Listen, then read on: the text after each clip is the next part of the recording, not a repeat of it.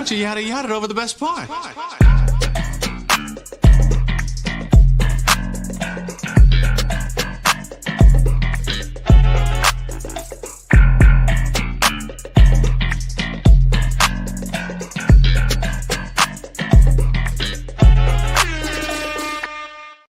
Yeah, ladies and gentlemen, welcome to another episode of the Yadda Podcast, episode 130, 130 to be exact. It's another Sunday here in Kansas City, which means we are back for another episode here of the Yadda Podcast. Kid Joe Cornell in the building. Black Hype, couldn't be here today. He's out celebrating River's birthday. Happy birthday, River. We got Nelso here, though. What's good, Nelso? I'm good, man. How you doing? I'm good, man. What's up, Nelso? Just me and you today, baby. What's good? It's ISO. ISO, that's right, man. Single ISO cam. Day. Only one person today, two voices, one camera.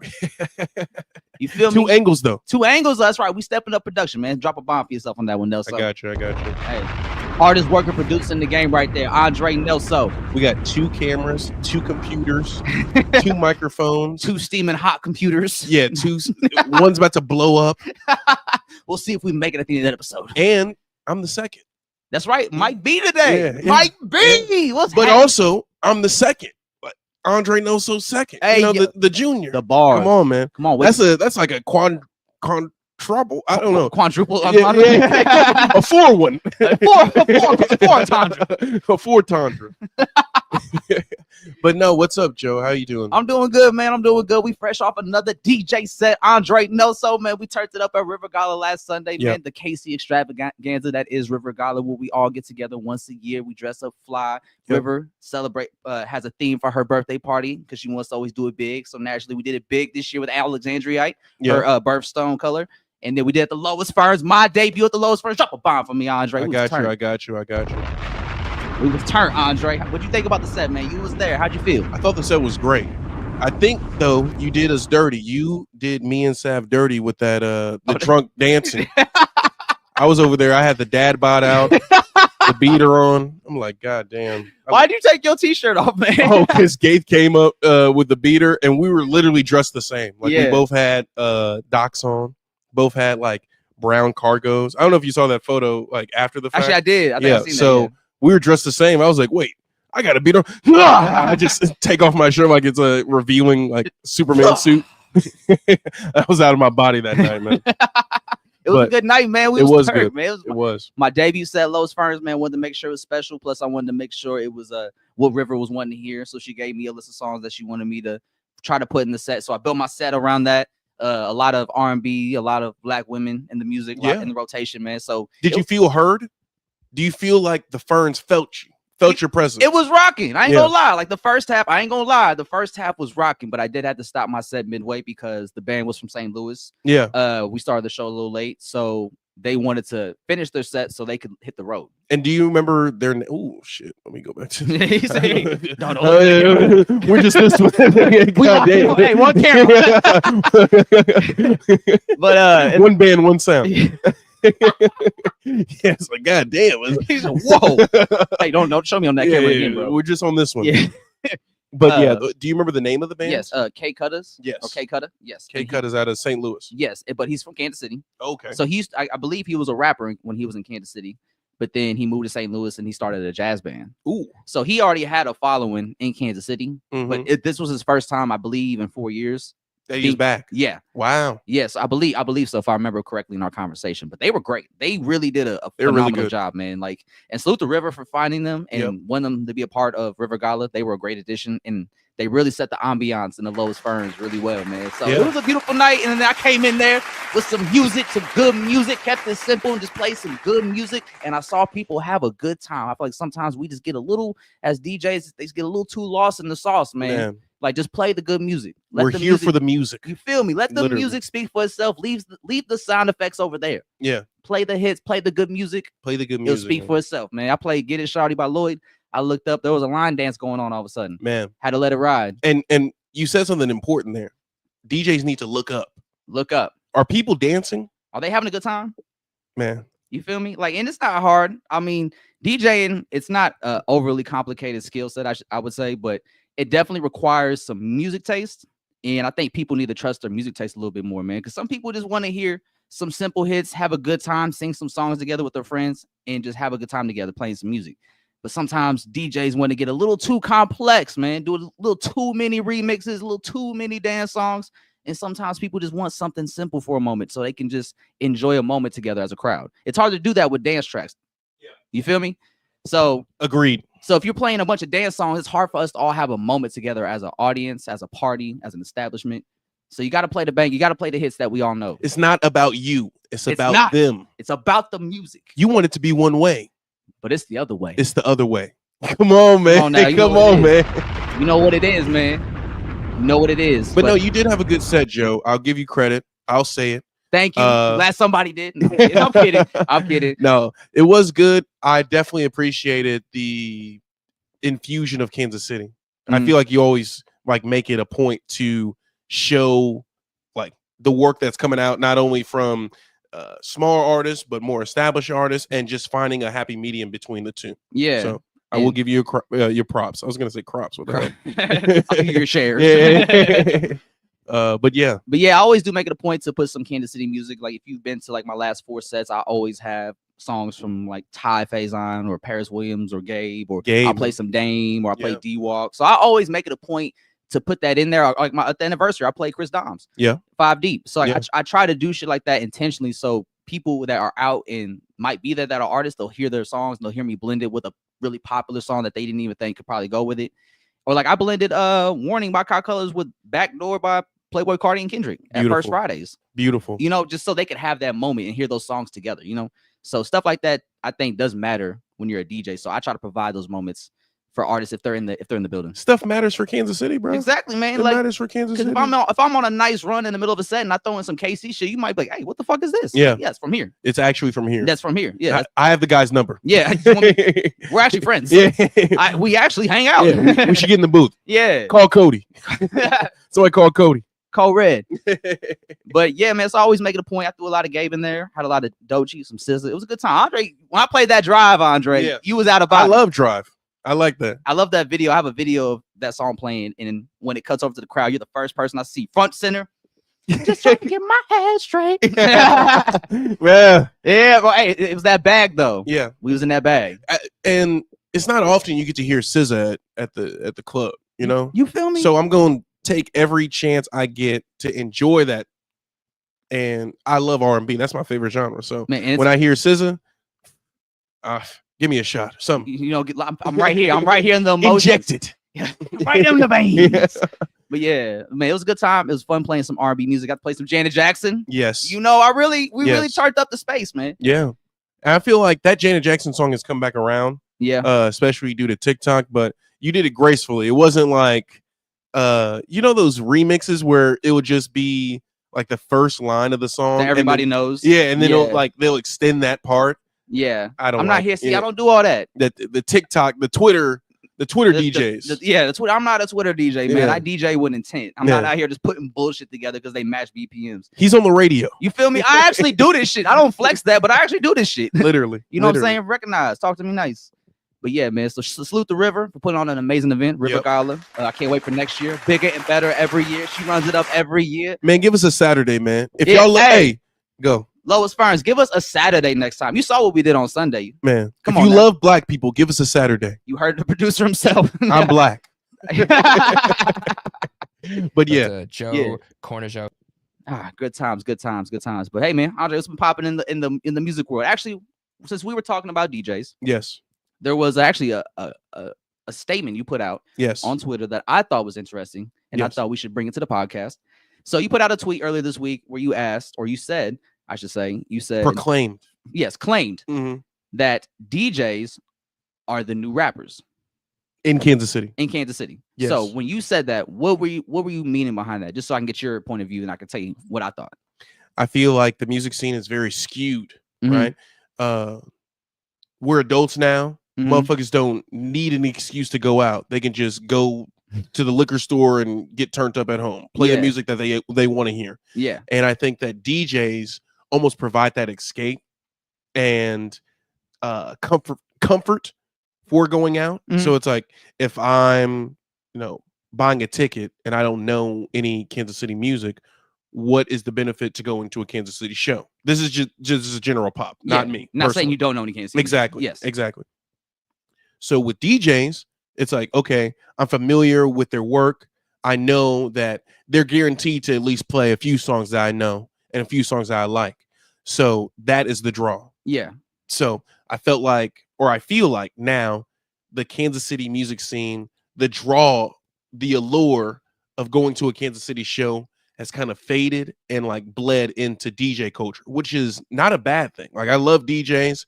I love, like the hit of dopamine when a song blends just right. You're welcome for that. Exactly. You're welcome for that. And when Joe plays Drive, but I feel like there's no excuse to go out, and DJs give folks, especially in Kansas City, an excuse to go out. Mm-hmm. Yeah, all right. Currently. So, but it can change though. Yeah. It's subject to change. Yeah. Do you think artists in Kansas City, like right now in this moment, are providing experiences for their fans to like want to come out and see every time they have a show, or is that lacking? Because I think with DJs have a cheat code because DJs are playing, like you said, a wide range of music. Yeah. Or like they can hit multiple banging songs and you'll have a great time because they're not boxed into playing like only one category of music or one artist's music. Because if you're an artist, you're only performing your music. Well, let's shoot the artist and bail. I feel like with DJs, it's maybe not easier, but you can put more attention into crafting an experience in terms of the furniture you use or the projections that you might use, present or like to the space. The smoke, not all the extras. Exactly. You can put more intent into the extras that an artist where he's like, well, shit, I just don't want to fuck up on stage. Yeah. Like I want to make sure. Yeah, I want to make sure that like I remember the words and all these different things. If I'm doing that, exactly. If I'm remembering words, exactly. Which you're probably and that's not. another problem. Interestingly, you're probably not. And that's another problem. And see, that comes back to what I think. I think artists can still have that value, and there are artists in the city who do bring that value to their shows. Yes. So when they do have shows or they do have events, people do pop out for them because they know there's a certain level of quality that they bring when they throw events or they put on shows, right? Mm-hmm.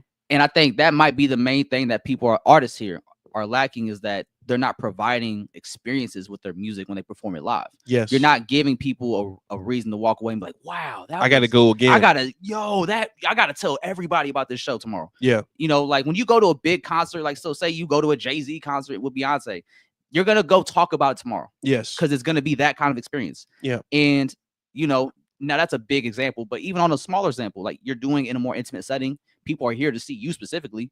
And so that you got to just give it your all. You got to put your heart out on that stage and give them an experience that they'll want to talk to people that don't know you about. Yes. And I think that's kind of where the stage presence has to come into play. And I think that's one of the biggest elements, especially in live music with hip hop, that people are lacking in. Now, there's artists that don't do that and they perform extremely well. And when they do have shows, they blow people away. But I feel like that's kind of far few in between right now. I think somebody who does a great job at bringing energy to a live performance, even when they're like face to face, eye level with you, is Kamal. Kamal, yeah, bro. Hey, and I think he had a show today at Tin Roof. Really? Yeah, and Kamal is somebody that when you go see Kamal, even if you don't know anything about his music, he's going to give it his all. Yeah, he is going to sweat on that stage. His shirt will be off at some point. Like Kamal does it every time because he really has that energy when he performs, and that's something I got to give him. He's one of the few that will literally leave it all on that stage. On the stage. On that stage. He be bringing routines. Yeah, he be doing dances and shit. Like him and Jerry with the dance, bro. Like the dance they be doing, literally, bro. Yes. Literally. Hold on. Let me play this. Hold on. Because he posted this for promo. Let me see. Is this it? What do you got for the show? Yeah, for the show. Hold on. Where is it? Here it is. Oh, that one? Yeah. Oh yeah, my mind. Like, see, if you go in the like that My Mind song, I've heard Kamal do that so many times, but I just hearing him perform it and knowing, like, I could picture what he's doing, how he's sweating, his shirt's probably off. Yeah. His at Made Mob, his shirt, his hair's everywhere. Yep. Like, but like when he performs that song, I know he's going to jump up and down. I know he's going to give all his energy, but he's going to do that every song. Yeah. And that's you can expect that from Kamal if you go to a Kamal show. Yeah. And that's the kind of energy every artist has to have, because right now you're still winning over fans. Like, you're not solidified. Yeah. You don't have a status in the city or even just in hip hop in general. So you have to make that foundation. You have to really go out there and touch people and move people with your performances and your music. Yeah. And so DJs can do that easier because they're playing music. Yes. And people like good music. So if you're playing a bunch of good songs, that's really all that matters. They're like Candyman. Yeah, they're just giving you hits. Yeah, throughout the night. Yeah, they giving you what you want. Yeah. The sweet tooth. But see, as a DJ, you also have to remember that you're playing good music for the fan, like the crowd. They're not. You're playing for them. Yes, like I don't think. I mean, there's a few DJs in the city where if I see their name on a flyer, I would be inclined or interested to go because they're there. Yeah. Because I know what they do. I know they play good music. Yeah. There's like Brian Bishon and Nick Davis. Like, you know, Dupe, man. Drop a bomb for Dupe, man. Hold on. That's my dog we gotta there. come correct for Dupe, man. That's my dog right there. You gotta come correct, bro. Dupe blow me away every time I see her DJ, and I be catching her on the whims. Yeah. And that's the best part, because I like Dupe here. Yeah. I'm like, oh shit, and she cutting up. Go ahead, Dupe. Yeah. Really, she had grinding. a great on the couch. Yeah, oh damn! I forgot to see. I couldn't make it to that one. Yeah, bro. Yeah. I asked you if you wanted to go. He's like, I he got bush mouth. Yeah, started doing that. Yeah. But now, shout out to Dude, man. Like, that's a girl that's been grinding it out on the DJ scene since I got on the radio, man. And like, now she really liked that. But I always knew she would, because she was just nice like that. She was always cold. So yeah, there's DJs in the city that do have a name where I'll just go off of that. Mm-hmm. But I think for everybody else, even me included, like, I focus on music. Like, if you come to see me, you probably already knew me, and you're like, I just want to hear you play music.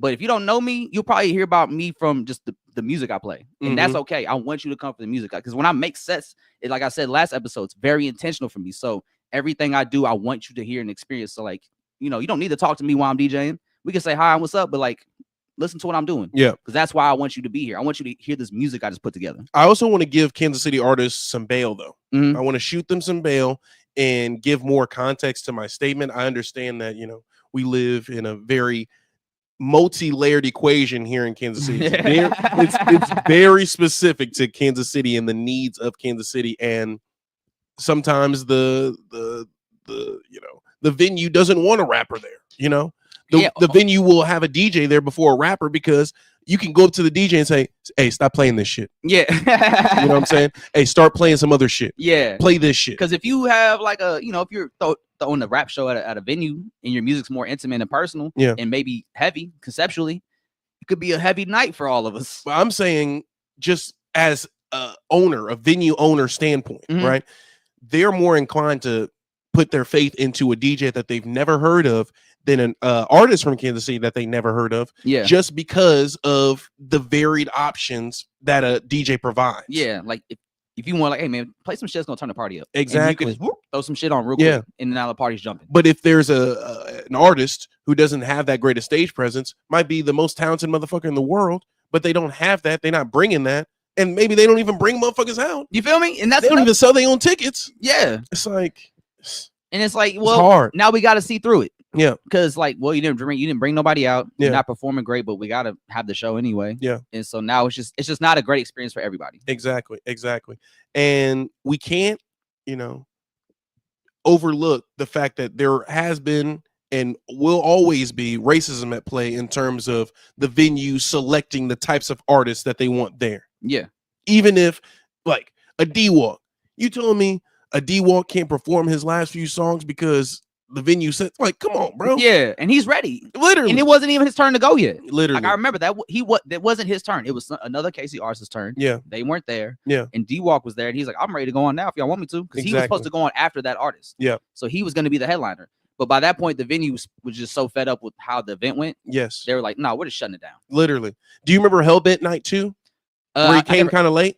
I didn't go to that one. You didn't go to that one? Okay, he came kind of late. And they turned the lights on. I still have the video of it. Yeah, so you were part of that. Yeah, they turned the lights on during his set. I'm like, nigga, there's no respect. There's none. There's no respect. And it's D-Walk. And this was back when D-Walk was on fire. This is when You Can't Stop the Rain came out. That album came out. Like, yeah. Come on, man. Like, come on now. We got to, even the ones that are doing it, we do got to give them that respect. And when they're in the spaces, we have to treat them as such. So I think the onus is on DJs as well to like kind of make that shift, make that an effort to incorporate some Kansas City music. We're in Kansas City. We don't need to be hearing go-go music all the time. And this is worldwide music, though. Not all the time. Not all the time. And we gotta keep it at home. Like as DJs, we have to put the ego on the back burner. Like when I was making my set for River, I ain't gonna lie. The first night I was laying the foundation, I was mad because when I was procrastinating. Yeah. And because I knew River sent me like 40 songs that she wanted me to incorporate. So I was like, I don't know these songs. So I have to go through them, see what they are, and download them, work around them, you know. And like, I remember the first night I made the set, I was just mad. I felt like I was trapped in this box because this was the creativity lane River wanted me to DJ in. Do you like that though? Do you like being frustrated going into it to give you like a bit of motivation? Do you like rules to your sets, or do you like to just go? I like to just go, but it is good to be able to have that range where it's like, hey, we just need to hear this kind of music tonight. And so that challenged me because I didn't know a lot of the songs that she sent me, but I knew, okay, this is what I'm working with. This is what I can build around. So I incorporated songs that I wanted to hear, but that also fit the criteria of what she wanted. Yeah. And so like I was able to do that. And then like the first night I was just kind of like frustrated. I was like, God damn, this shit I don't know if this even sounds good. Yeah. I was just pretty much laying a foundation for it. And then the next day I went to go over it and I was rehearsing. I was like, hey, yo, this shit kind of fire. Yeah. And you're doing your homework. Yeah. And so I went back because sometimes sets may not sound good the next day. Yeah. Or like this transition didn't work. I'll fix it now. But I was going over and I was like, wow, no, this is going to be a fire set. Yeah. And then that's when I got excited for it.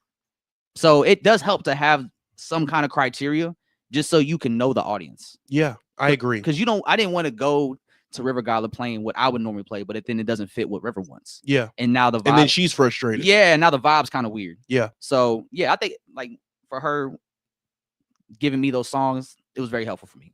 I agree. And so I think it's okay for DJs. I think if you're coming from out of town, you don't know nothing about the city.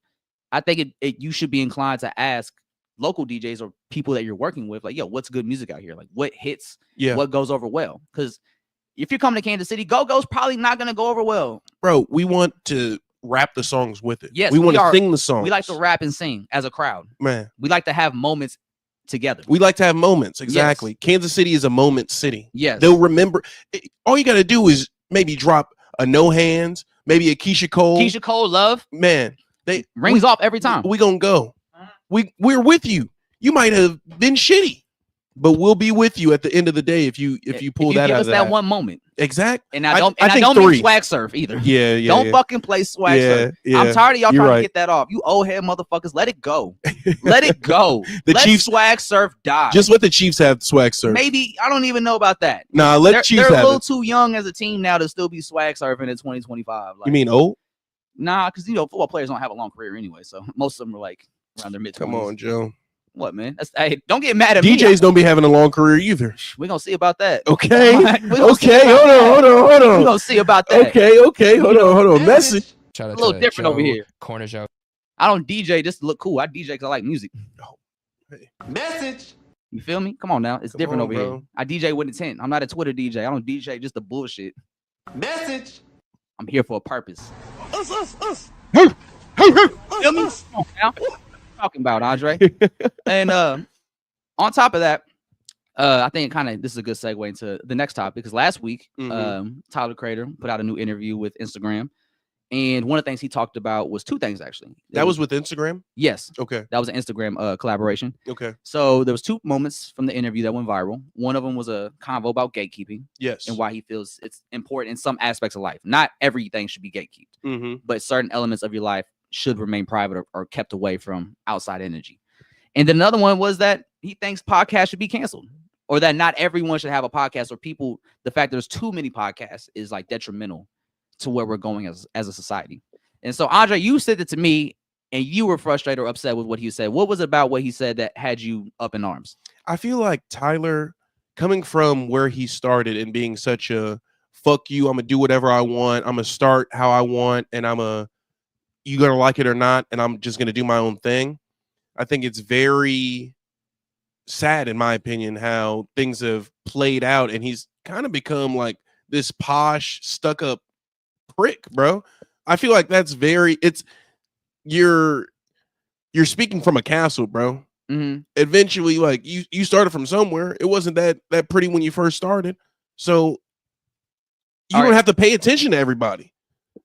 Twitter nowadays will show you rage bait just so you can interact with it. They'll show you the things that you don't want to see. I can't tell you how many times I have to block things from my timeline and it will just piss me off. But the fact that I interacted with it, the fact that now it'll count how long you stayed on the post. You ain't even gotta like shit no more. You don't even have to like shit no more. Speaking of likes, make sure y'all like the fucking stream, like the stream later, and subscribe. Yes, and like, subscribe, and share. Throw some chats in there if you want. Exactly, to. You know what I'm saying? Give us some mics. I put a poll in the chat. Make sure you like the stream, man. But yeah, I feel like Tyler's just become a bitch, bro. I'll see him complain about how people will react to him in concerts, and like, I understand being a celebrity not wanting to take photos, that's, you know, privacy, all that, but like a lot of his takes have just been from a place of privilege that I don't really think rings how he thinks it rings. All right, in my opinion. And I'll say this to kind of counter that a little bit: is it coming from a place of privilege, or is it coming from someone who's holding people to a standard? Because it's like, when you look at what he talks about, right, especially when it comes to like hip hop or his criticism of people like Ian, stuff like that, right? When it comes to stuff like that, I don't think he's speaking on it from a hater standpoint, or it's like a higher ground standpoint. I think he's mostly speaking from, when it comes to this thing, I hold it to a very high quality standard. And if you're not reaching that, then I don't think I'm going to respect it, especially because they're not trying to reach the highest quality of hip hop. They're just trying to make a quick dollar. So it's kind of making it flimsy. It's making it frugal. It's cheapening the value of it, especially if it feels like you're coming into the space and you're making a mockery of it. See, that would be all good and dandy if he didn't work with Sexy Red. But Sexy Red is a catchy artist. Joe, what is she putting out into the world? I mean, hey, is it substance? I mean, I wouldn't say that. He said, what is it? I don't fight for my respect. I fight for dick.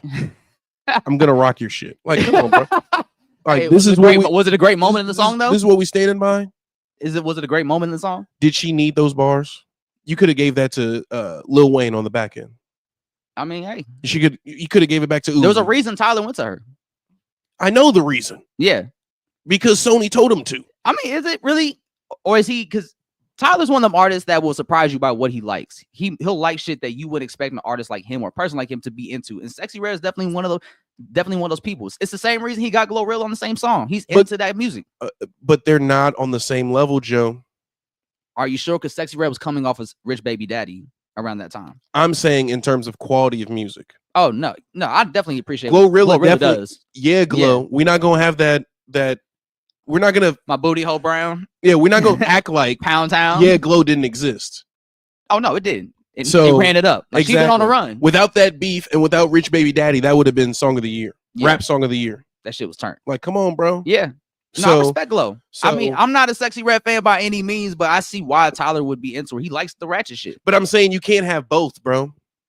You can't have both. You can't be ultra critical of like young kids being young kids, but then embracing that side of it. Because it's like, what are the young kids doing? That's really the most important thing. Are they being respectful towards the space they're in? Are they valuing the culture that they're a part of? Are they valuing the music that they're making for the culture? Like, no, a lot of them are just like, it's very microwave-ish. Yeah. It's very frivolous. And it's just very, here's one, here's another, here's another. Yeah. There's no real value behind it. There's not intent behind it. So it's just like everybody's in it for the wrong reasons. Yeah. And then that's why nobody respects the culture. Nobody respects the elders. Nobody respects the rappers that came before them because they don't give a fuck about none of that. But going back to do you think Ian gives a fuck about Rakim? I don't think he has to. But if you're gonna be in the space, right? But that's the problem, the nucleus of the problem in the first place. That's the nucleus of the problem. And gatekeeping, like to the original point of why I text you that, like, this nigga low-key kind of a bitch. Yeah. I think there just needs to be a different word. It's like, we should protect hip-hop. We should have standards in hip-hop. But is gatekeeping the right word? Because that's like a umbrella term that I deem negative. I don't look at gatekeeping as this is ours and we're only going to do this way. I look at it like my nose is in the air. I already made my money and I don't like how y'all making y'all money. I mean, and I'm not going to let you if you're making your money in a way that's a mockery of like what we do. Yeah, I'm not going to stand by it. I don't think but I don't think Ian slope though. I don't like Ian's music. I'm not going I hate to put on this cape and what I'm about to say, but I don't necessarily think that he's trying to mock it. I think he's doing the best. I guess I just view mocking differently. Like it's like mocking at the expense of, but he's imitating for the expense of himself. You know what I'm saying? Yeah, it's just a phase for him, and that's kind of like yet to see. I mean, yet to see. But if it goes how we've seen play out with most white rappers or white artists that start off rapping, they usually transition after a certain point because they're just kind of over the rapping phase. They kind of dive more into the music that they are into personally. They may like rap music, but that may not be their first choice. Like we see with Post Malone. Obviously, rapping wasn't his first choice, but he did it because it's what caught on. I don't mind artists transitioning into a different genre. Just don't shit on the original genre. Yeah. Just don't shit. They always do though. Don't shit on hip hop because you're somewhere else now. They always do though. Miley Cyrus. Miley Cyrus. Post Malone did the same thing. Yeah. So like, we'll see how Ian plays it. Shabuzi used to rap. I don't see him out here shitting on hip hop. You know. So it's like, bro, even Lil Yachty. Yeah. I'm an artist, nigga. You was a rapper. You got off on one night. Yeah, and that. Come on, man. And without that Vine, you wouldn't have been that. We're not talking about you. Come on, bro. Yeah, it's just I just don't. Yeah, just have some respect. And I think that's probably what Tyler's frustration is. He's like, like all of us, we're seeing a younger generation coming up, and we're seeing a younger generation whose point of reference when it comes to hip hop is a lot different than it was traditionally when we were growing up. And so that makes it look a little different to the old heads or people like us who grew up in the more traditional years of hip hop. Yeah, these kids are growing up in the non-traditional time of hip hop, the SoundCloud era of hip hop, and that's anybody can hip hop. Yes, so now it's like there's no more base for what hip hop is. It's just a very wide range of sounds that could all be subgenres in the genre. Yeah, and that's why I posed the question last week with should we just categorize once an artist gets to a certain age or a certain era within their career, should we just start classifying that as classic hip hop, or should there be a different term? Like other genres have terms, classic rock, classic R&B, or you know what I'm saying? Yeah, but I think it's just kind of hard with classic hip hop because we have classic hip hop albums, but so it's like what falls under classic hip hop? Is it just like time frame? That's what I'm saying. Eras? Are we talking about quality? What should we call it? That's what I'm saying. Contemporary, adult contemporary hip hop. Yeah, because I think there was some talks about that from like I think Ninth Wonder or Young Guru, one of those the older gatekeepers, where there was elders. Let's say elders. Let's say elders. Elders. That was talking about like we need to have a separate category for adult hip hop. Yeah, stuff like Little Brother or like a Jay-Z. Yeah, a Nas, like adult KRS-One, adult rap. Yes, and so one of it was like adult contemporary hip hop. Yeah, and so that could be something, but also I just think once you start breaking hip hop into actual subgenres and different labels of like this is adult contemporary hip hop, this is hip hop, I think it kind of starts to become a slippery slope on how we start to value certain things of hip hop. Because if we break it apart, because with adult contemporary, that could be classified as like the quote unquote like real hip hop. So everything else that falls under the regular hip hop category can just be like, oh, that's childish shit. But aren't we seeing that with country right now? Isn't that why they made the classic, the new? They did that because Beyonce was winning. That's what I'm saying. Like they did that for like racial reasons. But yeah, Joe, are we doing it in reverse? I mean, little white boy is making. Well, he's not winning Grammys yet. Hopefully not. Hopefully not soon. Macklemore, let me knock on wood. Yeah, Macklemore. Hey, listen, Macklemore, you gotta respect him though. He is actually very about it. I think he was just part of that era where the first album had to be a commercial album. You had to make the hits. You had to establish a name. He did that. Yeah. But then after that, he got more. It was just at the same time as one of the greatest rappers of all time. You feel me? One of the greatest rap years of all time. And you once he made that post, white people were like, we're never going to give him another thing again. Ever. Don't you apologize to him. Yeah, but I will say after that, the heist, he toned it down. He started making music that he wanted to make, which was more politically driven. Yeah. Like, so Macklemore is about the shits. Yeah. So I got to salute him for that. He's one of the few artists that stands firm on his beliefs. But so you think gatekeeping should exist? I think gatekeeping should exist in certain extents. Mm-hmm. I think there needs to be a vetting process when it comes to letting people into certain spaces that may not be from this. Yeah. Because then, I feel like that's just how some CIA shit pop off. Yeah. Where like motherfuckers will infiltrate it and then pollute it, and now we got some bullshit that's coming out the water faucet, and we got to figure out how we're gonna clean it and get clean water again. And I think we've been trying to do that for the last year. But I don't know, bro. But you never know. It's such a big genre now. There's so many voices now. That's what I'm saying, bro. I feel like it started poisoned. It started from a place where we didn't own shit, and we're doing endorsement deals for free shoes and shit. You know what I'm saying? So it started from a bullshit ass place. So I don't know. I just don't like the gatekeeping word. Maybe you just have a problem with the word. Yeah. But there's no other word for it. Yeah, protect. We should protect, and I think that's more honorable than gatekeeping. And I think one of the most important things when it comes to gatekeeping is that if we're going to only let exclusive people into these spaces, those that are in the spaces have to really vet those that are passionate about being in the space. Yeah, and then decide, like, okay, I'm gonna bring you on, because I think a lot of times now we're at a point now in hip hop's gatekeeping phase, or the gatekeepers that are currently there, where a few of them don't really want to embrace those that are also passionate about what they do in the space, and that value being in those rooms if given the chance, right? And that's where you kind of need the OGs to reach back and pull people up. Yeah, and kind of like, this is the next big interview or the next big media personality.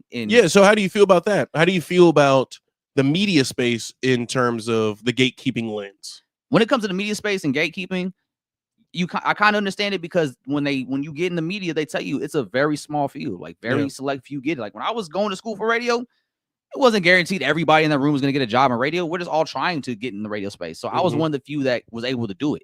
And that's just kind of how media's always been. Yeah. So it's like there's a very few outlets, but a lot of people that want to work in media. Yes. So it's a very competitive field. So I understand why those who have tenure that have been in radio at these big stations for 10, 15, 20 years don't want to let that go. Yes. Because it's like, you know how hard it was to get that position, work it up to where the prestige that it is today. And then the whole landscape shifts on its head when anybody can pick up a mic and do it. Yeah, like, they really want to protect that shit. Like Funk Flex is probably going to retire at Hot 97 or until he can just no longer scream on people. Yes. Like, he's going to do that for as long as he can. He's not going to let that go. But I think that also is like preventing us from growing as a culture.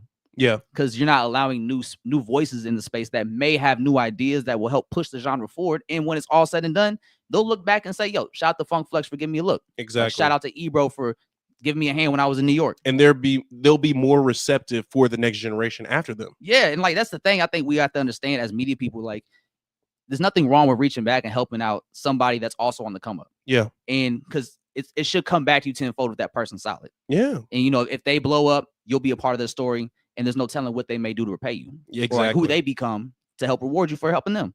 Message. So I think when it comes to media, it is important. And there's been a few people in the space that have reached back to me and like give me a little hand. And I salute to everybody that's been a part of that this year, because that has made a lot of difference in how we approach what we do. Yeah. So like everything matters in this industry. So even just like a follow or interaction with what we do is just, it means a lot to us. Because like, okay, you see what we're doing. We fuck with you and you're important to us in our field. That's like a nice little head nod. Yeah. So it's like all that shit matters. So just even if it comes down to just liking a post, following somebody, interacting with them, like it all matters. Yeah. And speaking of from our point of view, like there's no blueprint for what we're doing right now. No, we had to figure this shit out brick by brick. I was just telling somebody that last night. I was like, everything I do, I've had to learn on my own. Literally. We had to figure, I didn't know how to do radio. Exactly. Nobody in my family was in the radio industry. Nobody in my family went to college. Mine here, same. Literally. So it's like, we're all figuring this out as we go. Like on the radio, figured it out as we went. We started podcasting, figured it out as we went. Man, we were using phones, bro. We was using we was kangs. No. Man, we was peasants. Yeah. And then we rose to Kang. Man, like, we have two cameras now. Man, hold on. Oh, we're there. Is it better? Yes. Yeah. Let's go, man. You know what I'm saying? What's up, Nelso? Bigger, better than we ever been, man. So everything matters. Everything matters in the media space. I think gatekeeping is important, but protecting. Let's protect the space. Let's protect. But we also got to help the space grow. Tyler, I love you, but you be acting posh, man. You got them sweaters on. You forgot you were wearing Supreme and shit. You forgot you were wearing beginnings. Vans. Like, bro, the humble beginnings. Niggas were starting like you started at 17. Mm-hmm. You were ashy in your mama's house on Rodeo. Like you started from bullshit, getting banned from countries and shit. Yeah. Let niggas get banned from countries. Let niggas chip their teeth. You feel me? Bro, no, but I guess that was happening to him where people were like, this isn't real hip hop and all that type of shit. But you had OGs that embraced you. Yeah, you had a Pusha T. Yeah, for real. Man. Yeah. You Kanye. had Doom. Lil Wayne. Yeah, Lil Wayne, Doom. Like all these people were embracing them early on. Literally, bro. So they had those OGs that reached back and were like, hey, y'all tight. Exactly. And like we saw with them, that stuff mattered. Yes. So, like I said, even just a good job. Yeah. Right, I fuck with what you do. It all matters. Man, we got to get rid of the gatekeep word, in my opinion. Yeah. We got to protect. We got to protect the space. Protect the space. Yes. Man. Yeah.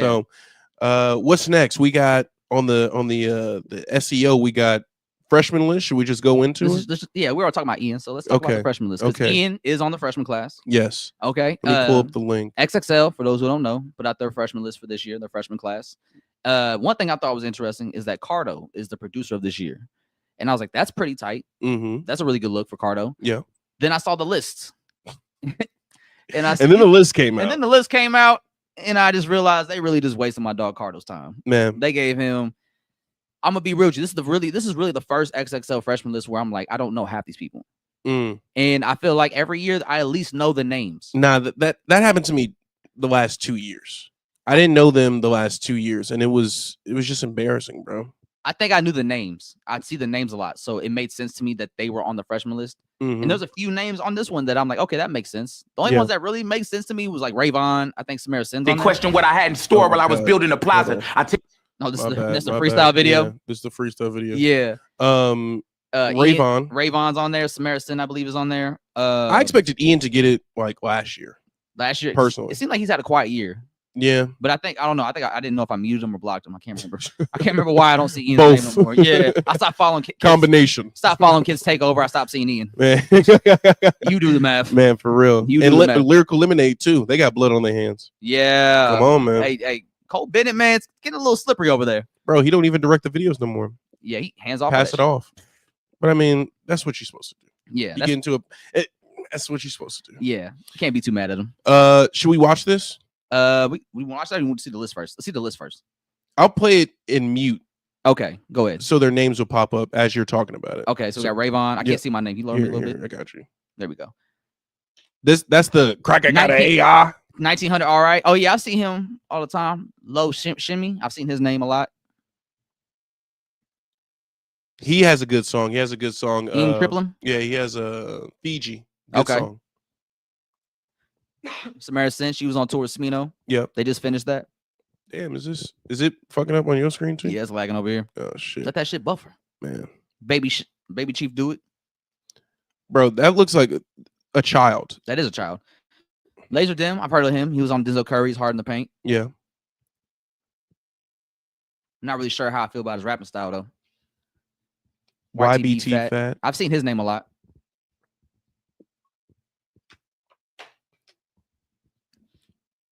Kind of look like CTV Bino. Nino Payne. I haven't heard him before. Never. Jello. All right, man. Like, see, this is where I kind of have a problem with it. Like, LiAngelo Ball made it off of two. He don't even have a project out. He doesn't even have a project out, which is kind of. And now, like, the fact you have LiAngelo Ball followed up by Ian kind of like makes this list. And they were doing like the beat for Ian. This is the work. This one right here is crazy. Yeah. I've never seen them do anything like this. Man. And I've never heard of this guy. We used to have it where if you got locked up before the shoot came out, you just didn't make it. Yeah. You didn't make it on the list. No. Maybe try again next year. Yeah. Get your people to support you for next year. They tried to get Take A on the list, and he was like, they were like, nah, bro. Like, what are we going to interview you about? Literally, bro. You're not getting out. They photoshopped this nigga on the cover. Yeah. They did that with Chief Keef, though. But Chief Keef was already on the list, but he was in jail by the time they did the photo shoot. It's Chief Keef. So if you go to Chief, he was part of, I think, Travis Scott's freshman class, which had Absol, Action Bronson, Joey Badass, Schoolboy Q. That was actually a pretty nice class. I think Dizzy Wright was in that one too. Yeah. Yeah, that was a good freshman class. Now, do you think at this point the XXL freshman list is just rage bait? I mean, at this point, they have to only be doing it for the views and the clicks, because every year it's just like clockwork. Every year it's the same joke every year. Who the fuck are these guys? Yeah. And sometimes when I would see that, I'm like, all right, y'all just being ignorant. Yeah. Or you just clearly don't follow hip hop, so I don't know why this surprises you anymore. that you don't know who these up and comers are. That's the game. That's the game, right? It's like, how many do you know after a certain while? And I only knew 3. I think I knew Rayvon, Samarison, Laserdem, Ian, Low Shimmy. But I didn't count Jello. Yeah, I'm not counting Jello, dog. No. Like, who knows if he's gonna be rapping a year from now? We knew Jello before he rapped. Yeah. So I don't count Jello. He's not really up and comer of anything. He was an NBA player. Literally. Or not even though, but he got drafted. Hey, G League. You know, hey, shout out to Big Ball. Man.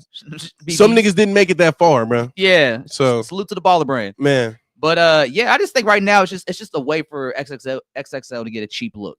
Because XXL has been making it very obvious just off their social media presence the last few months that they clearly aren't in tune with the culture. They don't have their posts on it. I don't know who's running the social media page, but it's not somebody that's a fan of hip hop because they've had a few fuck ups on social media this year. You know they have an app? XXL? Yeah. I downloaded it. It's bullshit. What is it? It's like a website? It's basically like a website type situation. It's filled with ads. It's just ugly. Yeah. It's ugly. And that kind of sums up the state of XXL today. Yeah. It's just ugly. Yeah. It's just ugly, dog. Yeah. Like, yeah. Y'all used to have a lot of prestige, but it's clear that y'all don't care about hip hop to the extent you used to, or you don't cover it with the same intent and passion. There's no comp for them. No. Who's their comp? Fucking The Source? No, exactly. Yeah. The Source is owned by the same people who own DatPiff now. Really? You know that? That's crazy. They're not. Damn. Yeah. That's crazy. It's just it's not ran by people. Just tech bros. Yeah, it's not people that love hip hop. Literally. It's just like, oh, that's a good thing to invest in or buy.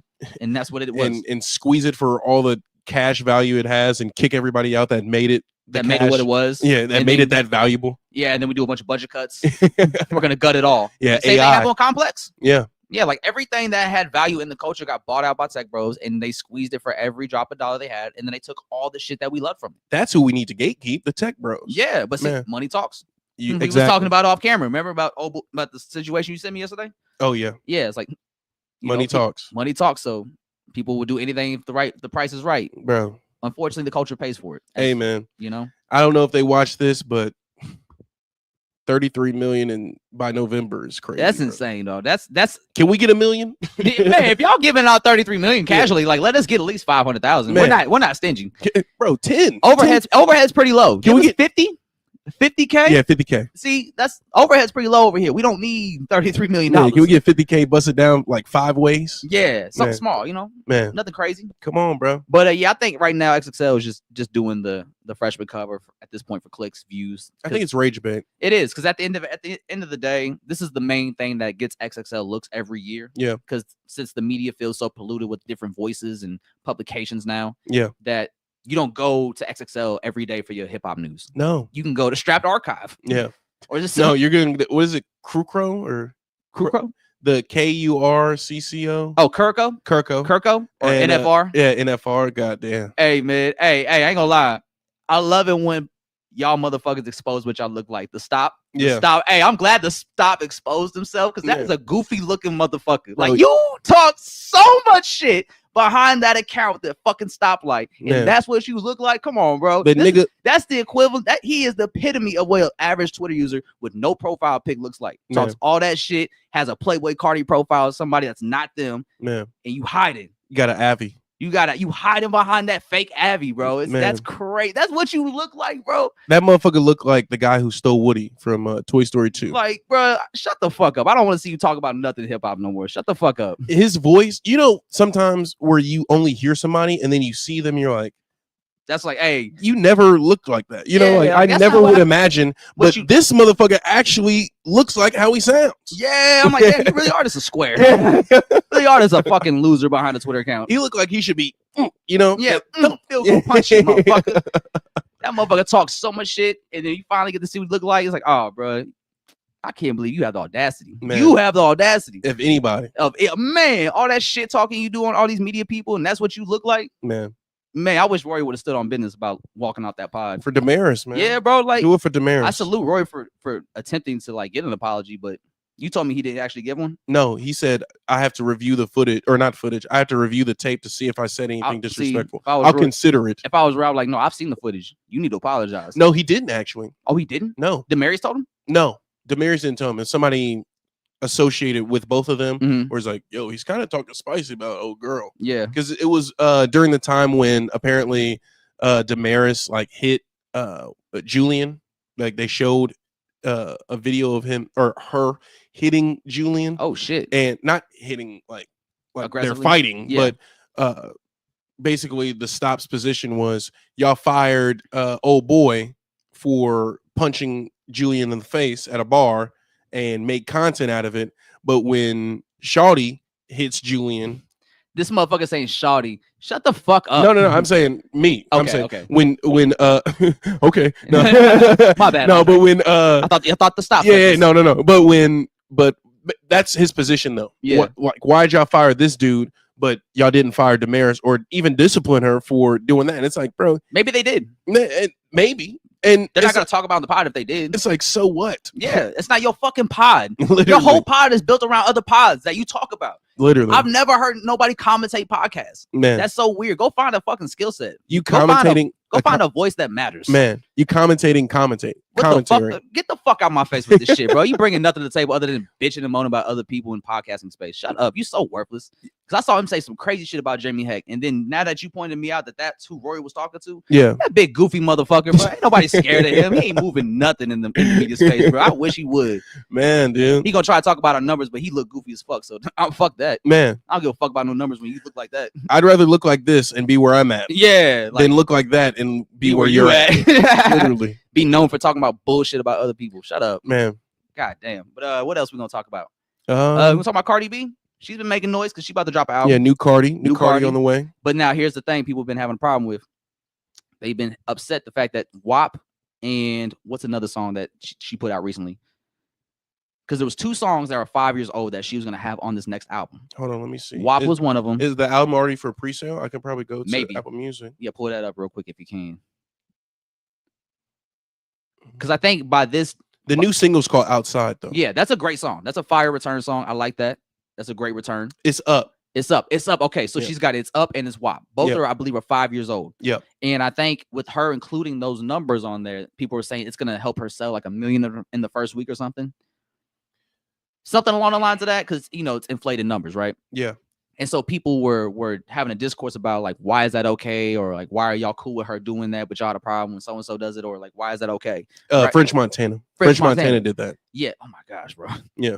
Yeah. He put Unforgettable. On 2 albums, right? Yeah. Yeah. Like, all right, dog. But they were doing that with Pop Smoke too. Yeah. And see, that's the thing though. See, I now I'm not condoning what Cardi did. 'Cause I don't think you should be putting songs that are 5 years old on your new album. Yeah. Especially if they've been out for 5 years, right? They were Man. already big hits in their own right. But now we are in a point now. This is part of the game. This is no different than the bundles. Like when people were selling merch, and if you bought a shirt, you got the album, that counted as a record sale, which is what Travis Scott was doing. And then Nicki Minaj tried to do it. Yes. And that was the play for a lot of big mainstream artists at the time to help move units. Yes. It's like, hey, I'm selling cheap merchandise on my website. Buy a shirt. Not cheap. I mean, depending on who you're buying from. Yeah. But it's like you buy Cheap this, quality, cheap but not quality. cheap price. Yeah. So if you spend $70 on this t-shirt, you get the album with it. That's a sale. You spend $70 on this Gildan, and You get my album. yeah, You get my album. And I get an album digital sale. download. I get a album sale from it. So that Yeah. was the cheat code. Yes. But now like they're trying to take that away. So now people are taking old songs that didn't have homes and putting them on there. Yeah. And so that people are upset about that. But to me, I think it is shady. It's very cheap. It's a way to inflate your numbers. But this is the game that people play with streaming. They're gonna come out and say she did $1 million in a week. the first week. Yeah, because of this. And that's why people are upset about it. Yeah. I don't agree with it, but that's just the game. That's Just throw it on the deluxe. Just don't make it that shameless. You can do that with some deluxe shit and then put 2 new songs Mhm. with that, but don't put it on the mainline album, man. The mainline album is But see, crazy. she's a star where sales are a very heavy discourse in stan Mhm. culture. Yeah. She's in that sphere of stan culture. Yeah. Right. So she can't afford to have a bad first sales week because she knows there's gonna be so much disrespect flown her way if she does disappoint. Yeah. And I don't think she's ready for that. We've already heard her talk about over the years how much pressure she's been feeling to put out this album. She said she didn't even want to drop. Yeah, she didn't want to. Like Yeah. she's had these great singles over the years, but she's just been so in her head about the actual quality and the pressure of the moment that she's been scared to drop. Bro, her first album got a Grammy. Yeah, I'd like be how do you scared top too. that? You know what I'm saying? Like, I'd and be you didn't scared make too. music like that. You Yeah. just caught fire at a crazy moment, flash Yeah. in the pan type shit. Everybody was behind you. Yeah, Everybody was behind you. Everybody. So it was just like everything worked out perfectly for her in that moment. And then you went from a girl that was just learning how to rap to like now you're the biggest rapper in the world. Went from stripper, dancer, to reality show to a megastar. The arguably like one of the biggest female rappers ever. Megastar. Yeah. And so it's like, where do you go from there? Literally. And so I like Cardi B's music. I like what she brings. I seen her perform at Flyover when she was here a couple years ago. I think this was before the pregnancy or maybe a little bit after. That's like 6 years ago now. Yeah. Like 6, that was 7. She was here with 21 Savage and Kodak. Okay. It was that one. Okay. And she had an amazing performance. Like that was amazing. Word. Yeah. And now that's when I really, if you go back and listen to the episodes, we did a Yadda Yadda episode after that show. What was that? Like the first one? It's like the second. Okay. The first one, the episode? Yeah. Oh no, it was like we were a year into it. Okay. Yeah. So how are you a year? Oh, we 7 now. It was 2019. Okay. Yeah, when we did that. So we were both like, yeah, respect to Cardi B because she really performed, she really rapped, she was the whole package. She provided the experience that we were talking about artists bringing when they go to perform. And she did that. I had to give my hats off to her. So I like what she does. I like what she brings. I like her music. I think she's a cool rapper. I know she doesn't write her own shit, but you know, that's the game. Often they don't. Yeah. Especially pop stars. So, that's something that should be protected though. Yeah. Like the integrity of writing and taking ownership of your own work, I think should be protected in hip hop. That's something that's very specific to hip hop. Yeah. Like the writing. Yeah. But also it shouldn't be shamed if, you know, you have help. Like, I feel like, especially if you're keeping it with people who give a fuck about the artwork, or not the artwork, but the art at the end of it. Yeah. Like a Sci-Hi or Pusha T. But see, it now it depends to me when it comes to writing, right? And Leon Thomas. Writers. Yeah. Bryson Tiller. Neo. Sean Garrett. Literally, bro. We can keep going. Literally. Stara. Yeah. But when it comes to writers or rappers having writers or people helping them write their raps, it comes down to me to what kind of rapper are you? Yeah. Are you a Nas kind of rapper? Or are you like a pop star rapper? Yeah. And that makes the difference to me. Because if you're like a Nas, I don't want to hear Nas had ghostwriters on Illmatic. Yeah. I don't want to hear that. Yeah. Because that's the greatest rap album I've ever heard. The rapping quality was so high. What type of food is it? Is it soul food? Is it for the mind? Is it for the body? Or is it just for the world? Is it for, you know, is it for a specific group of people or is it for everybody? You know, so when Beyonce has writers, I don't mind it because that's Beyonce. She's a pop star. She's appealing to the world. And Beyonce has given her life on the track. Like, what has she not said?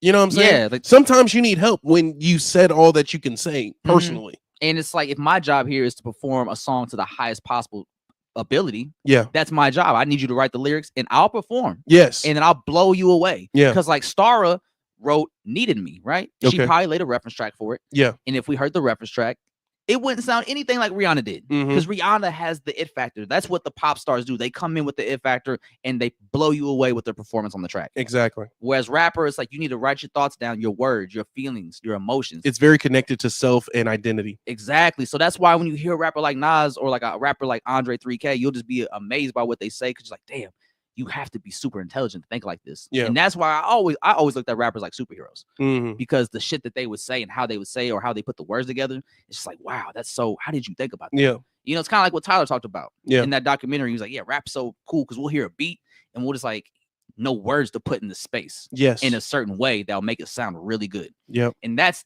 it really is like that. It's like the Clips here is grinding for the first time. Now we have this beat of grinding. Like, wait, what? Like, how did y'all know to do that? You know what I mean? Like, that's the beauty of it, especially if you're going to be a rapper that takes pride in their lyrics. Yeah. And that's where it does make the difference. So, like, with Drake having ghostwriters, it bothered me a lot when it first happened. And I still don't view Drake like that because of the ghostwriting situation. But I also view Drake as a pop star. Yeah. And he's told us he is a pop star. Yeah. And so if that's what you're going to be, he's aligned himself more with Michael than a rapper. You know what I'm saying? So if that's what you're going to be, I look at you as a pop star. So I don't hold you to like a standard when it comes to writing your own lyrics because I know you're in a different space musically. You're not in hip hop no more. You're not a rapper. You're a pop star. Yeah. So you can go do that. And Drake, do you feel like Drake, maybe he's done it with his actions and not his words, but going back to what we're saying, like, I don't mind when an artist leaves a genre, just don't shit on the original genre. Yeah. Do you feel like Drake has shat on hip hop? Oh yeah, 100%.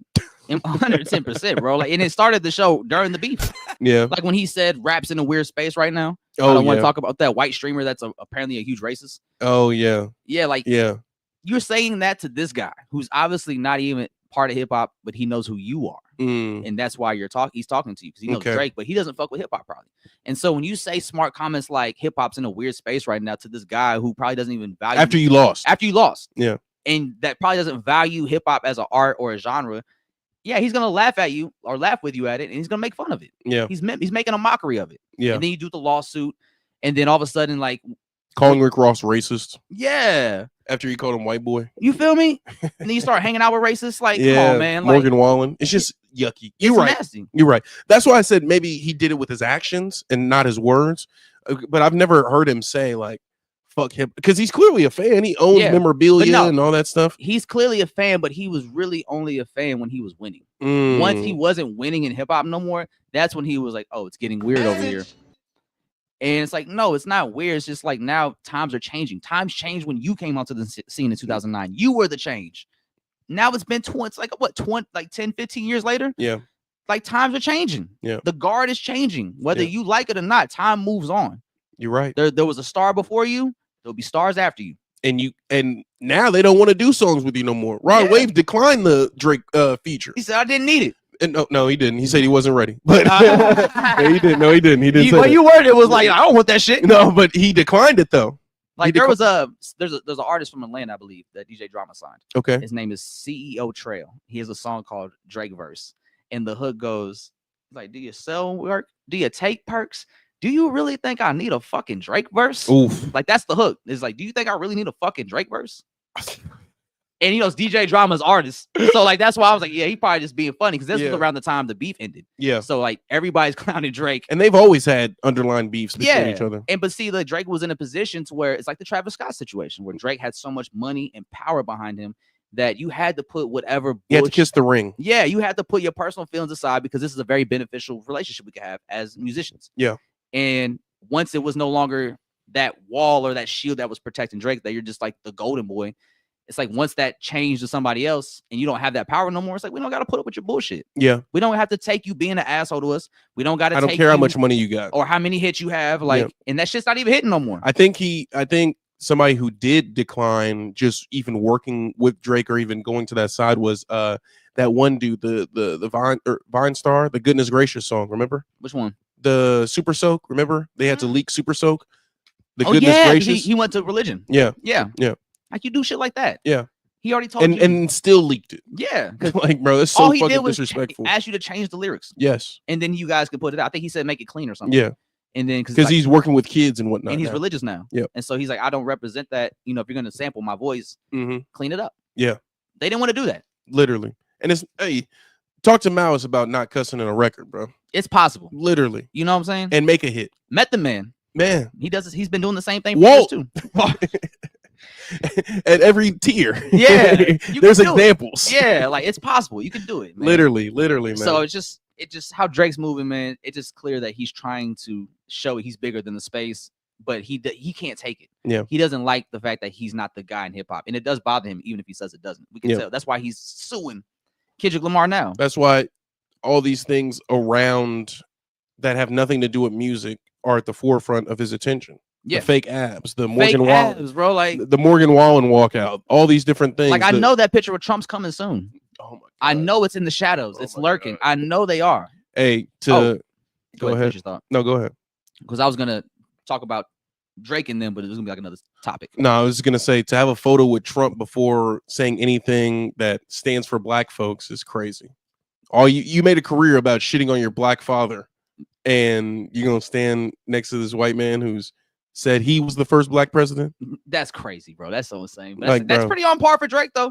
Hey, listen, Drake has enough money to give us all stimmies. This is why it's crazy that y'all was like Drake was really just y'all favorite rapper. Like that was it. Like I had phases of favorite rappers. Like I had a lot of favorite rappers growing up because I was into different people. I had to go through different phases and eras. So I had a lot of favorite rappers. You know, if this favorite rapper was fucking up, I was go over here. Yeah. A lot of y'all didn't pivot. A lot of y'all couldn't pivot because you're not actually hip hop fans. You just like Drake, which is cool. Yeah. But this is why you're in the position you're in now. Like you have nowhere to pivot. So now you got to fight the battle for the owl. Yeah. So it's unfortunate. But speaking of which, yes, I wanted to get your opinion on the T-Pain situation. Yes. So T-Pain recently spoke about Drake and said that, you know, he thinks Drake isn't exactly executing his exit strategy that Drake said he wanted to have on the Yachty interview some years ago. Yeah, he said he wanted to bow out gracefully. Yeah.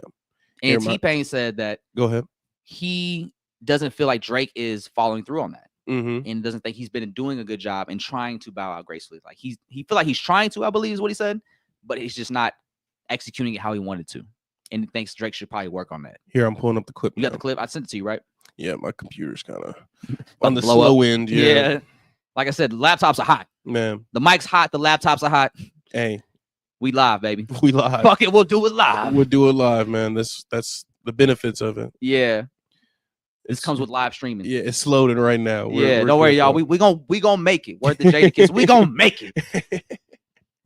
All right, where is it? Where's it at? Where's it at? It's loading, man. Look. I'll put it on the screen that it's loading. Yeah. Andre's not lying to y'all. It's loading. Look. Make sure you like and subscribe, please. Man, we're trying to run it up, man. We're trying to run it up. Here we go. Here we go. This will go full screen. Can we? And here's the crazy thing. One thing I learned from Drake, but one thing here's the crazy thing. The one thing I learned from Drake, and here's the crazy thing. One thing I learned from Drake, but one thing he hasn't followed his own words. Mm-hmm. Drake said, "I want to be one of the people that gracefully bow out and not get kicked out." Yeah. I have ever since said, "Yeah, you really thank y'all. Yeah. I appreciate y'all. I'll see y'all when I drop. Don't worry about it. I'll just drop something. Yeah. Let me know if you heard it." Yeah. Drake is like, "No, listen. Okay, I got another one. Oh, check this out. Check this out. Y'all didn't like that one? Okay, real quick, just one more. Let me try one more." And then he's the person that he said, you know, he didn't want to be. Mm-hmm. And I learned that from him. Like when he said that, I want to gracefully bow out and not get kicked out. I was like, you know what? I'm out this bitch. This is just live shows now. I'm out this motherfucker. I'm not trying to impress y'all niggas. Y'all niggas don't give a fuck about live or die. Yeah. Why the fuck would I keep trying to impress y'all niggas? I'm out. I'm done. I did everything that I was trying to do. I changed the game. I made a sound. What else? What else? You literally can't. It's only even if you make a hit today, it won't even. That's just normal. Yes. It's just normal. It's like, yeah, that's okay. Well, shit. Cool song.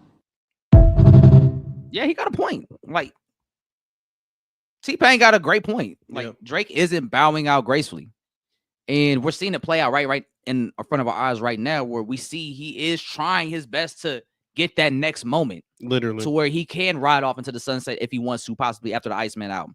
Like, but he can't. Everything he's trying to do, it seems like a panic. He's scattered. He doesn't know what to do. He's trying to see, like, is it sticking? No. What about this one? But sticking with Iceman real quick, I just wanted to make this point. What a poor choice of words in this political climate right now. Iceman. But I think the beef did show us how tone deaf Drake is. Literally. Drake is a very tone deaf person. Like he's gone on record saying he can only rap about himself. Yeah. Like Drake doesn't have no depth. But Joe, Iceman. Yes, I know. But see that, like I said, the right wing transition for Drake is right there. It's about to be completed. Once he puts on a cowboy hat. He already he had the Canadian tuxedo. Yeah. Yeah, he's gonna get that. Did he wear a cowboy hat with the? I didn't see one. Okay, but he had the flask. Yeah, he did have the flask. And to T-Pain's credit, I think there is a really, especially in entertainment and music, and this is something that's super hard for a lot of artists, and I totally understand because athletes go through it too. But there is a beauty and grace in knowing when to walk away or knowing when it's time to bow and take your curtain call. Man, and it's easy. Or just like mature. Yeah, or just mature. Grow with your music, literally. But you know, if you got to a point where you can kind of read the room and know that this isn't your era no more, this isn't your time, you know, you could bow out gracefully and just become the legacy act that you are. Yeah. Like T-Pain is a legacy act, but he's a phenomenal performer too as well. And that helps carry on his legacy act. Yeah. And that makes him a huge attraction. So he can go to a Vegas residency and sell it out 6 nights in a row. He can actually sing. He can actually sing. So people will be amazed by what he does. And that's the beauty of being a legacy act. People will always cherish what you bring to the table. Yeah. And they'll always have their version of you. Yes. Drake has so many versions of himself to everybody that they relate to so much that like my older brother could like only the 2009 to 2012 Drake. Yeah. But for me, I like Views Drake. I Yeah. like when it's cold outside, rainy, you know, more Yeah. life type shit. So I think he should lean into that. Like, remember what I brought you. But he has to be willing to go back to that space vulnerability wise. Yeah. And if he wants to take us back to like what we grew to love him for, which was his emotional side and like being able to speak from a place of vulnerability, he has to be willing to go there. And the last few years have shown me that Drake is actually getting further away from that. Yeah. As an artist and as a person. He can only be vulnerable when he's pillow talking. Exactly. You know, pillow talking and down to a 22-year-old. Dirty Mac into someone's 22-year-old daughter. Man, come on, man. As a 39-year-old man. Shout out to Joe, Corner Joe. Now you're trying to get me caught up. Now you're trying to get me caught up, bro. You led that conversation on. You led that part on. You did, Andre. The fake abs. It's the fake abs, man. It's the fake abs, bro. Yeah, man. So in the fake abs, like that's like, dude. Like, the video leaks. Like all right, we don't need to talk about them leaks. Like everything you doing. I'm glad my girl don't got Twitter. Yeah, yo. I'm glad my girl don't got Twitter. Bro, he put that in the beef. He said there's only Big D. There's only Big D and there's video proof. Like, bro, you know, like all right, you know, does that sound like a guy that's tapped in with other people? This man's talking about his penis, y'all.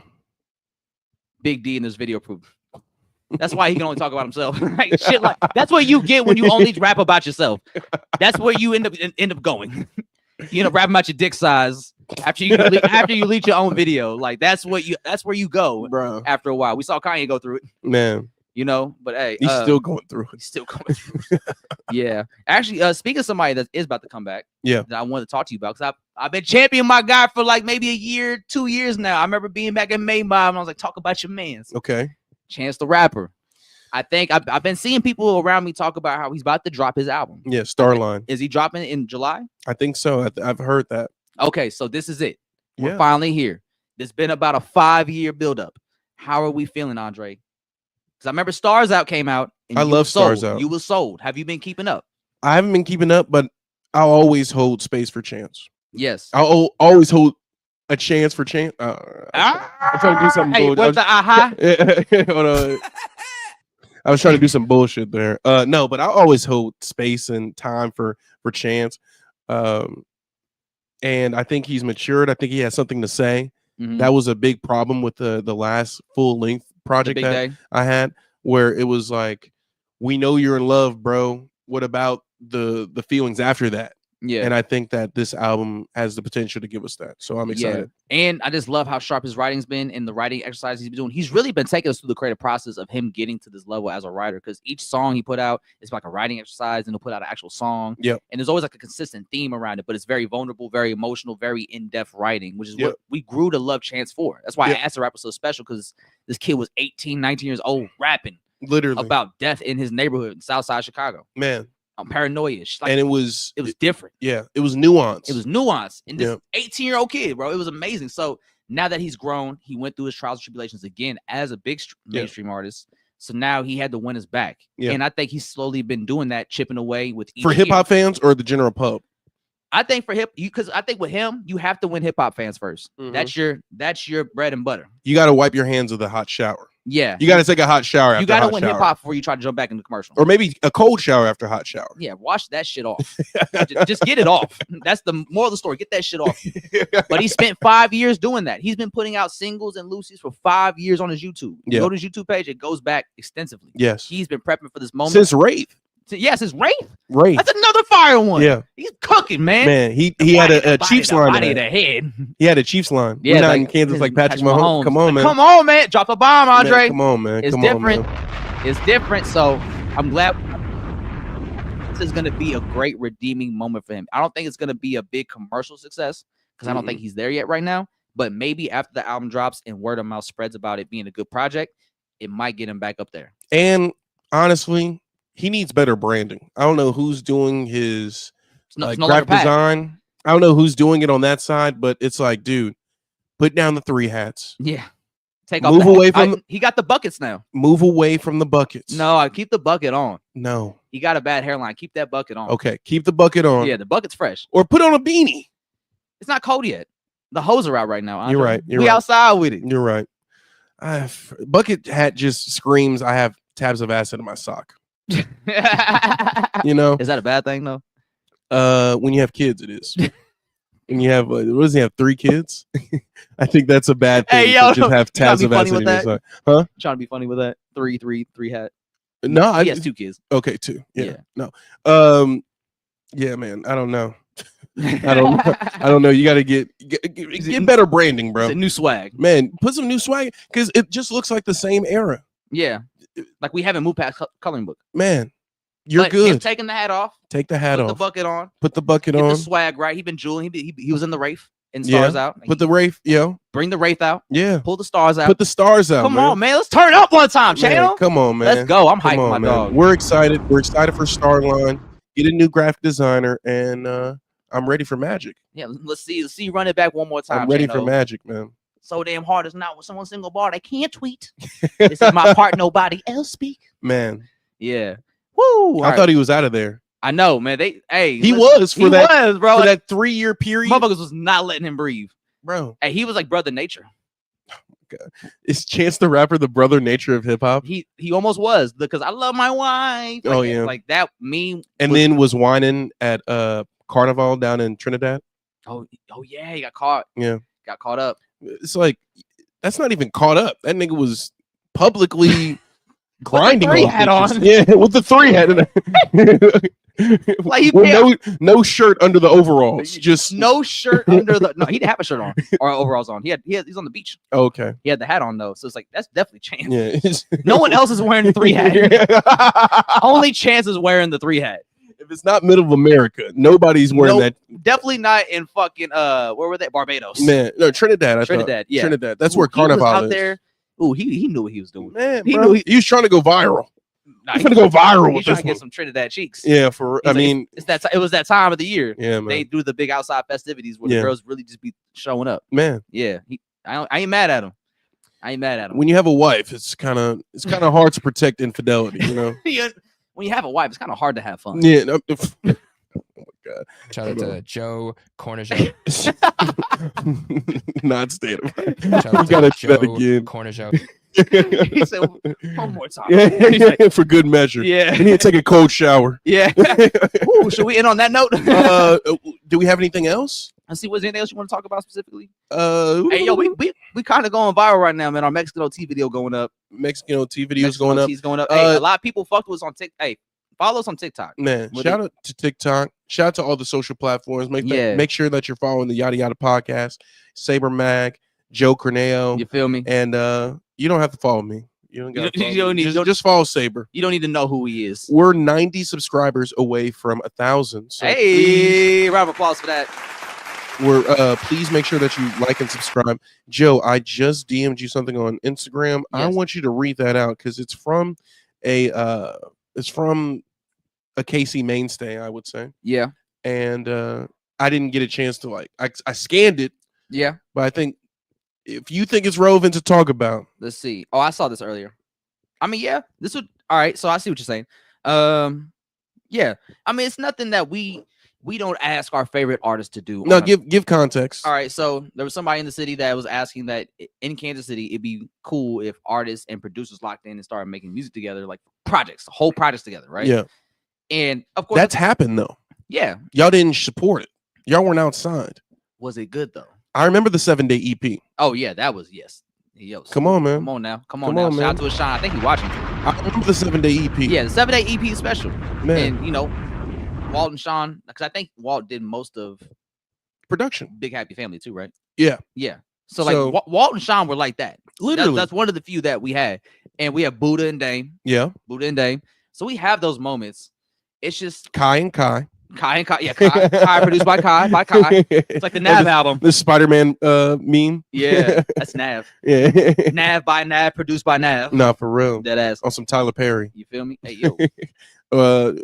I guess not the correct climate right now. I said that as somebody who he does everything by himself. Right. Eddie Murphy. Yeah. We'll go there. Yeah. Like Eddie. Like Eddie. Like Eddie. Like Eddie. Like Eddie. But yeah, I just think with Kansas City, I just think right now, especially right now with the current producers that we know, a lot of these motherfuckers are fathers. They have kids. Time is scattered. You know, and so dead ass, this is real. This Yeah. is what happens when you get in your 30s and you want to do music. Like life will take you down other paths that are not going to allow you to spend all your time and focus on music. As you get older, you're going to have more shit that's going to divide your time. And as we get older, there's now people that were doing music that are caught up with family or work and real life shit. I want to ask this, but I don't want to sound disrespectful. Does Conductor have kids? Do you know? I think he does. Is he a family man? I think he might be. He has a wife. He is married. Then there's no excuse. If that's the benchmark of... yeah, because that's why he was a conductor. Exactly. That's why he had that job, because he wanted to provide for his kids and his family. Oh. I believe, if I remember that correctly. He was actually a conductor? Yes. Like on a train? Yes. Wow. He just recently talked about that on his press run that he did with Rome Streets. Wow. For their project. So yeah, that's why he calls himself Conductor Williams. Wow. Because he was actually a conductor. I never knew that. We need the interview conductor. Man, come on, man. Come on, man. Come on, man. I know you fuck with us. I didn't even know that knowledge. Joe, Corner Joe. If he's the benchmark, there's no excuse. Now he is a very I don't know. I want to say maybe a one-off like example. Because he did move and he got tapped in with Griselda and that movement early on. He was part of that in 2016 when they were on their come up. Yeah. So he was part of a movement. There's no movements here in Kansas City. Yeah. Where like when I say movements too, because I don't want you motherfuckers getting your feelings. When I say movements, I mean collectives. Yeah. Collectives. A collective sound. Yes. A collective style. This is a crew. Like yes. He had Caviar. I don't even think they need to be a crew. It's just we're on one accord. When somebody drops, we're supporting it. We're changing the profile pictures to the album artwork. We're showing up for their record album release. We're buying merch. Mob out. Exactly. We mob out. Because this is Kansas City. Yeah. You know what I'm saying? There's none of that. I don't think niggas have to be, we all signed to, I don't know, a collective. Yeah. But we're all for us. You know what I'm saying? Yeah. I think it needs to be that. Yeah. So go ahead. I didn't want to get you off your train. No, you're good. What was I saying? There's no movement. Oh yeah, there's no movement. So I just think it's kind of hard to like get that traction. I mean, we do have a few movements. Like we have the 7 Rings movement with Paris, Gabe, Ty, and Monogram. Like that's a cool movement. Yes. Like that's a crew. That's a collective. Yeah. And like when they pop out, they all pop out. Exactly. It feels like an event. Yes. Because they all show up, and I think that's important. Why we gotta have crews? Because if we don't have collectives, then it's really just one person trying to push everything. But if you have a crew, so ASAP Mob, for example, or Odd Future, if Tyler's doing something, all of Odd Future is gonna post about it. They're all gonna be there. They're all gonna turn up. They're gonna have a good time. Like they're gonna show you why you need to fuck with them. Yeah. Or like ASAP Mob is there with ASAP Rocky. They're on stage turning up with them. Yeah. They're making you feel the experience of the show by elevating it because they have their energy on the stage. Yeah. And so like we don't really have those collectives. So when people have moments, it's just like one person having a moment. And it's hard to give support if they don't have that movement or that backing already. Yeah. Yeah. So so it's just niggas need money though. Niggas also need marketing budgets. Like it's not making music's not cheap. Yeah. That's why the easiest thing to do is to like, comment, subscribe, share, and let's run it up. Literally for each other. Yeah. It all works. It all goes into the ecosystem of what we're trying to build. What do you call me of Kansas City? The Ebro of Kansas City. And we did that. We did that. We made it. We officially here. So now we got to make you the Joe Corneo of the Midwest. Yes. Come on, man. I'm already there, baby. Hey, ask about me. And just like that, Joe is the podcast. Yeah. Boys, hold on. Thank you. First one I've won since we started doing podcast MVP, man. Shout out to everybody that made this happen. Shout out to Black Hype. He couldn't be here today. So like I said, celebrate Happy River's birthday, River. Happy birthday, River. Sebastian couldn't be here. He's out of town. Shout out to Sebastian for always holding it down. Shout out to Savannah. She actually was like, do I need to pull up? Do I need help? Shout out to Sav, man. Like, hey, man, I know you said something earlier, but I love that video because it's just Sav, bro. Like, Sav was really holding it down with me. Come on, man. Come on, man. I needed that. I needed that. I ain't gonna lie. I gotta say though, River Gala, I feel like we just missed a little bit of potential by me having to cut that DJ set in the middle of it. And I think that the band should have been in the back. And out, like behind where? Like, or like maybe to the side? It should have been to the side so people could like collectively be in one place. Yeah. Because it's like when it was almost like some play shit. Like when you're watching a play, there's like a gap where the band is usually in a pit, so it's not like you're up on the stage. Yeah. When it's a DJ set, you want to be up right next to the DJ. Yeah. So I don't know how they could have fixed that, how they could have arranged it. This is just me spitballing. Yeah. Maybe they should have been on to the side, the left hand side when you first walk in. That's how when Gabe had a show there. Yeah. There, you know where the bar is, right there by the DJ booth. Mm-hmm. So they had their setup like in that space between the bar and like that lounge area. Yeah. So they just moved everything. Yeah. And then just had that dance floor open up, and then they were set up over here with their instruments. And then when the DJ started, the whole dance floor was still available. Exactly. Yeah, but it was Sunday. You know, shit different on Sundays apparently. No, for real. Yeah. Give us a fucking Saturday, man. If you love black people, again, Ferns, give us a Saturday. Producer Nelso. Man, hey, hold on. Where is it at? Where's it at? There we go. That's Chitty Bang for your bitch ass. Sponsored by Chitty Bang, Jeremy Heck. Yeah, Jeremy Heck, and the podcast MVP. The one and only, baby. The kid Joe Cornejo. Until next time, this is episode 30. I'm the kid Joe Cornejo. That's Nelso. We are the Yadda Yadda Podcast. We'll see you next Sunday. We out.